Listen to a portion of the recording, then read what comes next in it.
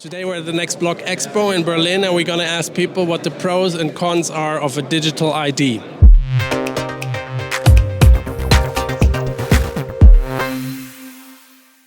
What are the pros and cons of a digital ID? The pros and cons of digital ID. I think having a digital ownership can definitely be a big pro there, especially in the world of AI, where digital identity will be a huge topic. We will have a lot of deepfakes. We will have a lot of videos, phone calls. Could be your mother sending you a voice call where you can't even recognize the difference anymore. So I think digital identity, to really have that identity locked up to be your own, is going to be a huge use case, especially with the emerging AI. You have the possibility to cross over, have access to different products. So also in gaming it's very crucial. So the user don't need separate accounts. You can use one central account. And I think it will be a crucial advantage instead of having a wallet.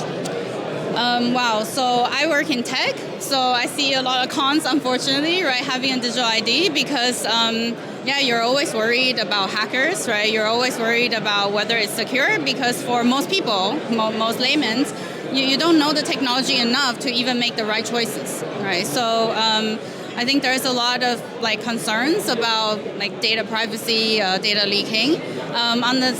I would say the pros, however, there's also a lot, right? It enables a lot of use cases. It makes access to things a lot easier. It makes it easy for people who don't have the traditional credentials to open up their opportunities. Depending on the definition, obviously, because there are many initiatives among countries, states that already have some sort of digital identity that you can use for different services from government authorities, etc.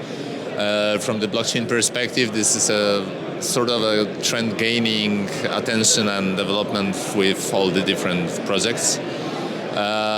And I do see a huge value added in terms of it being used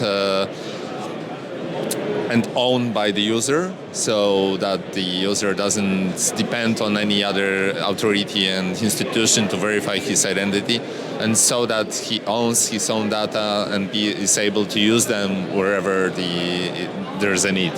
So this ownership of data and identity is, from my perspective, the most crucial factor. However, there are obviously the drawbacks of such solutions. So whenever you lose it, whenever you, for example, will also be subject to theft of such identity, there are numerous, obviously, risks which are connected to having the ownership and in the same time being exposed to such risk as mentioned. I don't know about cons, because in Ukraine we also we have this digital ID, and it's really nice. It's really useful for you because you cannot forget your ID and it's always with you. So we're really happy that we have it, and it's kind of future. So I don't know why the whole world still don't use it. I think pros is there are many, right? I think that access is going to be one of them.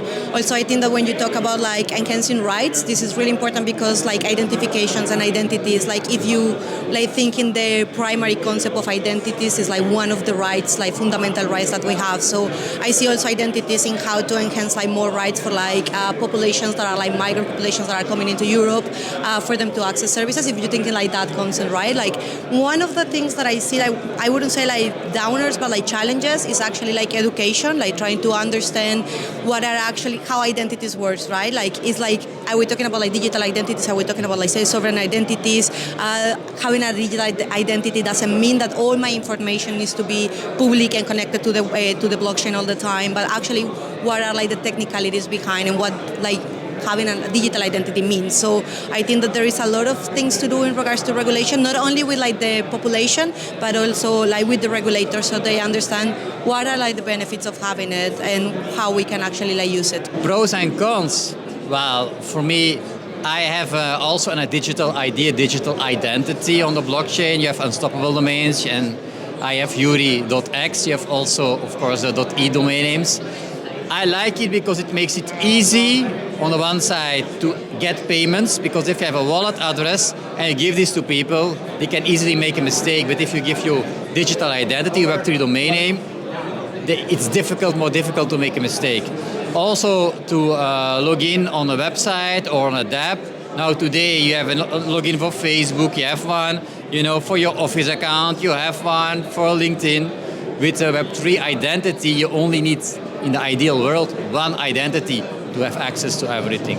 Well, I think it's more pros than cons because it's, of course, much more convenient, and you can put a privacy preserving technology behind it, so it can be also more secure than a classic one. It's also almost impossible to be hacked or lose your identity if it's on blockchain and preserved in the proper way.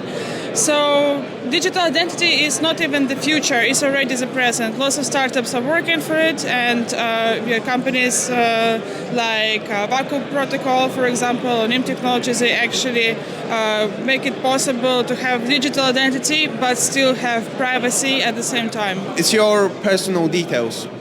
It's very delicate. So if it's really somewhere that you don't control on a daily basis, and you can lose it, or it could get to anyone strange who can use it against you. That's one of the main risks. But what can you do? The world is going digital. We won't stop it, and we shouldn't be fighting it. So as long as we can keep it secure, it's brilliant.